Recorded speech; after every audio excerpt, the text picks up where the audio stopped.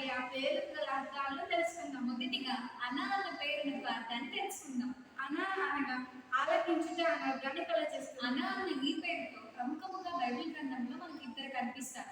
మొదటిగా సిబ్యోను అనువానికి కుమార్తె ఈ అన. అలాగే రెండవదిగా ఇస్సాకు కుమారుడైన ఏసావుకు అత్త అయిన అన. అలాగే రెండవదిగా అనాథు అన్న పేరుకు అర్థాన్ని తెలుసుకుందాం. అనాథు అనగా సమాధానము అన్న అర్థాన్ని కలుగజేస్తుంది.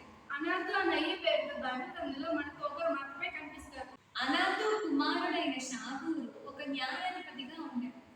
అలాగే మూడవదిగా అనాని అనే పేర్లకు అర్థాన్ని తెలుసుకుందాం. అనాని అనగా మబ్బు లేక మేఘము అన్న అర్థాన్ని కలుగజేస్తుంది. అనాని అన్న ఈ పేరుతో బైబిల్ గ్రంథంలో మనకు ఒకరు మాత్రమే కనిపిస్తారు. ఇతడు దావీదు సంతతి వారిలో ఒకడుగా మనకు కనిపిస్తాడు.